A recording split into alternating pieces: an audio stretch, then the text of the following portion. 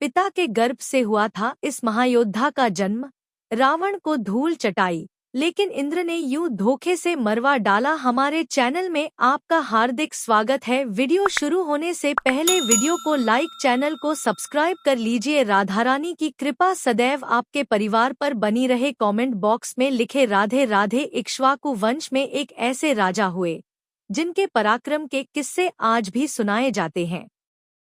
वह भगवान राम के पूर्वज थे और इतने बलशाली थे कि एक दिन में ही तीनों लोकों को जीत लिया था। उन्होंने रावण को धूल चटाई थी और देवराज इंद्र को ललकारा था, लेकिन इंद्र ने अपना सिंहासन बचाने के लिए उन्हें अपने जाल में फंसा के मरवा डाला। ऐसे महापराक्रमी राजा का नाम मांधाता था। आइए उनके बारे में विस्तार से जानते हैं। मांधाता एक ऐसे राजा जिनसे राक्षस तो क्या इंद्र भी थर-थर कांपते थे। उनका युद्ध कौशल ऐसा था कि उनके साहस के आगे एक-एक करके सभी या तो नतमस्तक हो गए या उन्हें मूंग की खानी पड़ी। एक दौर ऐसा भी आया जब राजा मांधाता ने समस्त पृथ्वी पर अपना शासन स्थापित करके इंद्रलोक की ओर रुख करने का विचार किया। तभी देवराज इंद्र ने अपनी सत्ता को बचाने के लिए पिता के गर्भ से पैदा हुए इस महापराक्रमी राजा को धोखे से मरवा दिया। लेकिन राजा मांधाता जब तक जीवित रहे तब तक उनकी बुद्धिमत्ता, पराक्रम और धर्मपरायणता अद्वितीय रही। खास बात यह कि राजा मांधाता श्रीराम के पूर्वज थे और उन्होंने एक ही दिन में तीनों लोकों को जीत लिया था। आइए विस्तार से जानते हैं ऐसे महान योद्धा के बारे। इक्ष्वाकु वंश के राजा थे युवानाश्व। राजा मांधाता के बारे में महाभारत, भागवत पुराण और वाल्मीकि रामायण में प्रसंग मिलते हैं। मांधाता के जन्म की कथा भी बड़ी रोचक है। वह अपनी मां की जगह पिता युवानाश्व की कोख से जन्मे थे। दरअसल इक्ष्वाकु वंश के राजा युवनाश्व भी बड़े साहसी और धार्मिक थे। उन्होंने 1000 अश्वमेध यज्ञ संपन्न कराए थे। वह ब्राह्मणों को दान देते थे। इसके अलावा कई श्रेष्ठ यज्ञ करवाते थे, लेकिन उनकी कोई संतान नहीं थी। इसके लिए उन्होंने कठिन से कठिन व्रत रखे, लेकिन तब भी संतान सुख नहीं मिला। तब उन्होंने अपना राजपाट मंत्रियों को सौंपकर हरि भजन के लिए वन का रुख किया। अभिमंत्रित सिद्ध जल पी गए थे। राजा युवनाश्व की पुत्र प्राप्ति की चिंता के बारे में भृगुनंदन महर्षि च्वयन को पता था, इसलिए उन्होंने उनकी इच्छा पूरी करने के लिए एक कलश में अभिमंत्रित सिद्ध जल रखा था। यह जल रानी के लिए था ताकि वह इसे पीकर इंद्र के बराबर पराक्रमी संतान को जन्म दे। लेकिन जंगल में विचरण करते हुए राजा को भयंकर प्यास लगी। वह सूखे गले से व्याकुल हो उठे और पानी की तलाश में इधर-उधर भटकने लगे। उन्हें तभी एक आश्रम दिखा और वह वहां रखे कलश का जल पी गए। अगली सुबह जब महर्षि च्वयन ने खाली कलश देखा तो उन्होंने अपने शिष्यों से पता लगाने के लिए कहा कि कलश का जल कहाँ गया। तब राजा युवनाश्व ने बताया कि उन्होंने प्यास से विवश होकर कलश का जल पी लिया। यह जानकर महर्षि ने राजन से कहा कि आपने गलत किया। यह आपकी पत्नी के लिए था ताकि वह महापराक्रमी पुत्र को जन्म दे सके। इस जल को कठोर तपस्या के बाद सिद्ध किया गया था। महर्षि ने कहा कि वह अब इसका प्रभाव नहीं टाल सकते हैं। यह विधि का विधान ही होगा कि आपने यह जल पिया। अब आपके गर्भ से पुत्र का जन्म होगा और आपको प्रसव पीड़ा सहनी होगी। इंद्र की वजह से मांधाता नाम मिला। इसके बाद करीब 100 वर्षों का समय बीता और राजा युवनाश्व की बाईं कोख फाड़कर महाप्रतापी बालक का जन्म हुआ, जिसे देखने के लिए इंद्र समेत देवता आए। तब देवताओं ने इंद्र से पूछा कि यह बालक क्या पिएगा।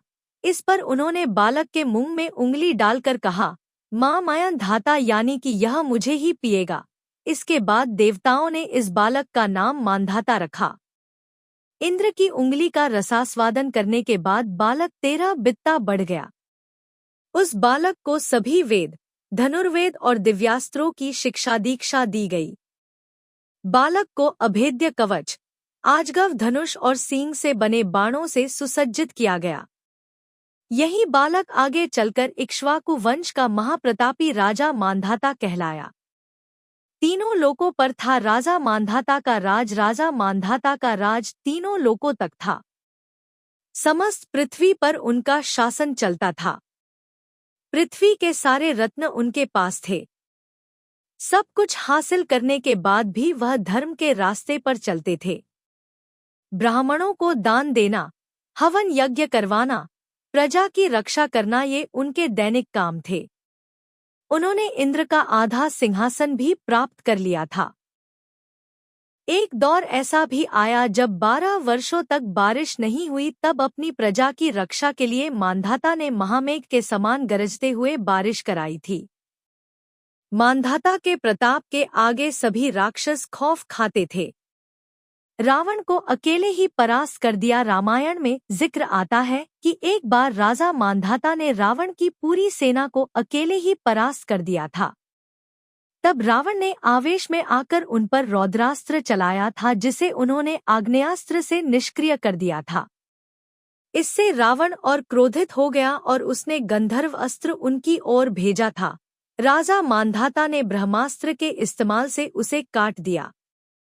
इसके बाद रावण ने आग बबूला होकर पाशुपतास्त्र का आह्वान किया। तब इस भयंकर अस्त्र से पृथ्वी पर संकट पैदा हो जाता। इसलिए गालव और पुलस्त्य ऋषि ने आकर युद्ध विराम करवाया।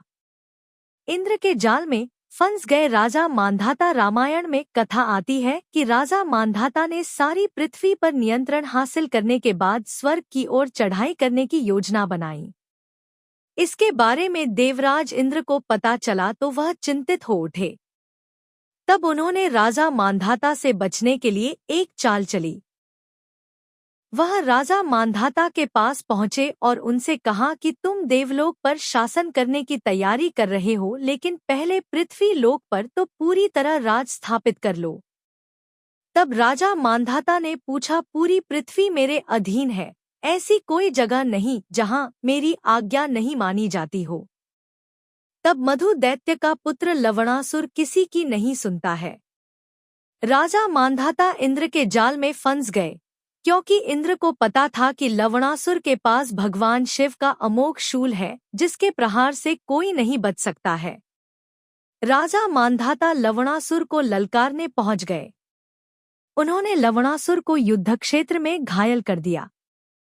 तब अपनी जान पर संकट आता देख उसने राजा मांधाता पर अमोघ शूल चला दिया।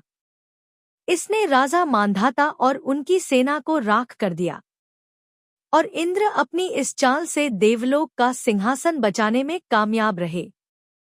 आप ये वीडियो कहाँ से देख रहे हैं, कमेंट जरूर बताएं। इसी तरह के वीडियो के लिए चैनल को सब्सक्राइब कर लीजिए। राधा रानी की कृपा सदैव आपके परिवार पर बनी रहे। कमेंट बॉक्स में लिखे राधे राधे।